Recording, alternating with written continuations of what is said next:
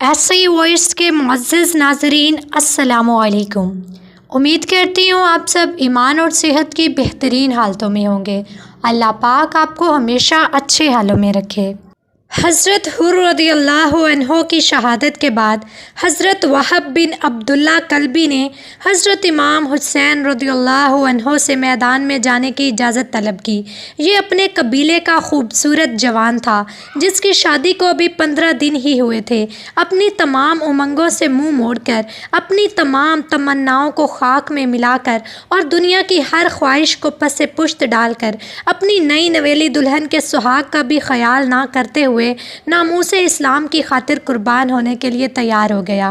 شاید یہ جوان اپنی نئی دلہن کے سہاگ کو قائم رکھنے کے لیے اپنی جان نہ دیتا، مگر اس کی بوڑھی ماں نے فرمایا، بیٹا، میں نے تمہیں جنم دیا، میں نے تمہیں پالا اور میں نے تمہارے لاڑ دیکھے، اور میں نے تجھے ایک لمحہ کے لیے بھی اپنی آنکھوں سے دور نہ کیا، اور میں یہ بھی جانتی ہوں کہ تم میرے دل کا چین ہو، میرے سینے کا قرار ہو، میری آنکھوں کی ٹھنڈک ہو اور میرے بڑھاپے کا سہارا ہو۔ بیٹا، ہمارے پیارے نبی صلی اللہ علیہ وآلہ وسلم نے فرمایا ہے کہ اولاد ساری زندگی بھی اپنی ماں کا حق ادا نہیں کر سکتی، مگر آج اگر تم دین پر قربان ہو جاؤ، حق پر نثار ہو جاؤ، تو میں سمجھوں گی کہ تم نے اپنی ماں کا حق ادا کر دیا۔ بیٹا، دیکھتے کیا ہو، اٹھو اور میرے سفید بالوں کی عزت بچا لو، جاؤ اور میرے دودھ کی لاج رکھ لو۔ بیٹا، میں بوڑھی عورت ہو کر بھی یہ برداشت نہیں کر سکتی کہ ہمارے آقا حسین رضی اللہ عنہ ایک بہت بڑی مصیبت اور سخت امتحان میں مبتلا ہوں اور میں دیکھتی رہوں۔ بوڑھی ماں کی اس دل ہلا دینے والی گفتگو نے حضرت وہب کے سینے میں ایک طوفان برپا کر دیا۔ جوش میں اٹھے اور بیوی کے پاس گئے اور کہا، اے رفیقہ حیات، میں تمہاری امنگوں کو جانتا ہوں اور تمہارے سہاگ کی قیمت بھی جانتا ہوں، مگر آج جگر گوشہ بطول پر مصیبت بنی ہوئی ہے اور سخت امتحان میں مبتلا ہے۔ میں چاہتا ہوں کہ فاطمہ کے لال کی حمایت میں اور حق کی آن پر اپنی جان قربان کر دوں۔ تمہارے پاس اس لیے آیا ہوں کہ اپنا حق مہر معاف کر دو۔ وفادار بیوی دست بستہ کھڑی ہو گئی اور جواب دیا، اے میرے سرتاج، اگرچہ میں جانتی ہوں کہ تمہاری موت سے میرا سہاگ لٹ جائے گا، لیکن اگر میرا سہاگ لٹ کر دینی حق کا علم بلند رہ سکتا ہے تو مجھے منظور ہے، اور اگر اسلام عورتوں کو بھی میدان جنگ میں لڑنے کی اجازت دیتا تو میں بھی تمہارے ساتھ شانہ بشانہ ہو کر لڑائی کرتی اور یزیدیوں کو بتا دیتی کہ تمہاری غیر اسلامی حکومت مسلمان عورتوں کو بھی قبول نہیں۔ اور پھر یہ تینوں، ماں، بیٹا اور نئی دلہن، امام مظلوم کی خدمت اقدس میں حاضر ہوئے۔ وہب کی ماں نے عرض کی، یا سید، یہ وہب میرا ایک ہی بیٹا ہے اور میری زندگی کا آسرا ہے اور میرے بڑھاپے کا سہارا ہے۔ یہی میری دولت ہے، یہی میری کمائی ہے اور یہی میری پونجی ہے۔ یا سید، میری یہ حقیر سی قربانی قبول فرما لیجئے اور میرے اس بیٹے کو نثار ہونے کی اجازت دیجئے۔ نئی دلہن نے عرض کی، اے سیدہ کے لال، میں جانتی ہوں کہ وہب کی موت سے میرا سہاگ لٹ جائے گا اور میں اپنے والی سے محروم ہو جاؤں گی، مگر میرے آقا، مجھے یہ سب منظور ہے۔ میرے خاوند کو میدان میں جانے کی اجازت دے دیں اور اس کے عوض میں اپنا حق مہر معاف کرتی ہوں۔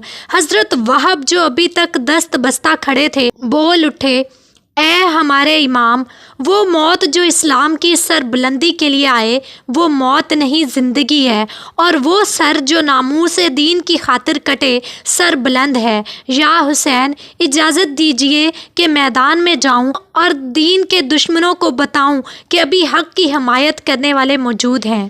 تینوں کی اس گفتگو سے اہل خیمہ رونے لگے اور حضرت امام حسین رضی اللہ عنہ جانتے تھے کہ آج میدان جنگ میں جو بھی جائے گا وہ زندہ نہیں آئے گا، اور وہب کی موت سے اس کی بوڑھی ماں کی لاٹھی ٹوٹ جائے گی اور اس کی بیوی کا سہاگ خاک میں مل جائے گا۔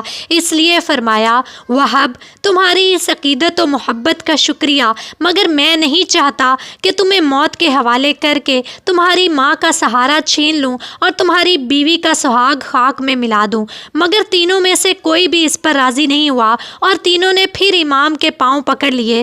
وہب نے التجا کی، یا سید، اپنے نانا کا واسطہ مجھے نثار ہونے کا حکم دیجیے۔ شہزادہ کونین نے حضرت وہب کا شوق شہادت دیکھا تو اجازت دے دی۔ حضرت وہب نے امام علی مقام کے قدم چومے، ماں کے پاؤں کو بوسہ دیا اور بیوی کو حوصلہ دے کر گھوڑے کو اشارہ دیا اور پھر دشمنوں کے آگے ڈٹ گئے۔ سر پر لوہے کا خود تھا اور ہاتھ میں فولادی شمشیر، پشت پر ڈھال تھی اور دوسرے ہاتھ میں نیزہ۔ محکم بن طفیل جو کہ ایک شامی شہ سوار تھا مقابلے میں آیا اور پھر 2 تلواریں لہرائیں اور ٹکرائیں، نیزے ابھرے اور چمکے۔ وہ بھی شہ سوار تھا، یہ بھی تجربہ کار تھا۔ وہ یزیدی کتا تھا، یہ حسین کا شیر تھا۔ وہب نے گھوڑے کو ایڑی لگائی اور بجلی کی طرح اس کے سر پر پہنچا اور پھر فولادی شمشیر اٹھی اور محکم کے سر پر گری۔ وہ خاک پر تڑپنے لگا۔ یزیدی لشکر میں خاموشی چھا گئی اور حیرت سے ایک دوسرے کا منہ تکنے لگے کہ اب کون مقابلے میں جائے۔ ادھر حضرت وہب رضی اللہ عنہ نیزہ ہلا ہلا کر للکار رہے تھے کہ یزیدی کتوں آؤ اور حسین کے شیر کا پنجہ دیکھو، اور جب کوئی بھی مقابلے میں نہ آیا تو شوق شہادت میں خود ہی بھوکے شیر کی طرح قلب لشکر میں جا پہنچے۔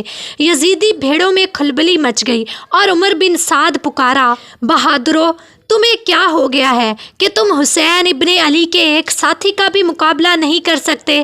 پھر تمام نے مل کر حضرت وہب رضی اللہ عنہ پر حملہ کر دیا۔ ایک تیر آپ کے گھوڑے کی پیشانی پر لگا، گھوڑا گر پڑا اور حضرت وہب پیادہ ہی لڑنے لگے۔ زخموں پر زخم کھا رہے تھے مگر ثابت قدم تھے اور اسی حالت میں 40 یزیدیوں کو قتل کر دیا۔ آخر ایک تیر آپ کے سینے میں لگا، بے ہوش ہو کر زمین پر گر پڑے اور دشمنوں نے موقع دیکھ کر فوراً آپ کا سر تن سے جدا کر دیا۔ عمر بن سعد نے آواز دی، حسین، اپنے دوسرے ساتھی کی بھی لاش لے جاؤ۔ وہب کی ماں یہ نظارہ دیکھ رہی تھی، دوڑی اور اپنے بیٹے کا سر جھولی میں ڈالا، کلیجے سے لگایا اور پھر دلہن کی گود میں ڈال دیا۔ دلہن نے اپنے سر کے والی کا سر اپنی گود میں دیکھا تو ایک چیخ ماری اور اپنی جان دے دی۔ حضرت علی کے نور نظر کے ان وفادار غلاموں پر ہزاروں سلام جو دین و ایمان کی آبرو بچانے کی خاطر جان دے گئے۔ فاطمہ کے لال کے ان جانثار ساتھیوں پر لاکھوں سلام جو حق و صداقت کا علم سر بلند رکھنے کے لیے قربان ہو گئے۔ نواسہ رسول کے ان فداکار ہمراہوں کے خون کے ایک ایک قطرے پر قربان جو میدان کربلا کی تپتی ہوئی ریت پر شریعت مصطفیٰ کی پاسبانی کی خاطر مظلوم کربلا کے قدموں میں شہادت پا گئے، ان کی پاک روحوں کو سلام، ان کی قبروں پر رحمت اور ان کی وفاداری پر تحسین۔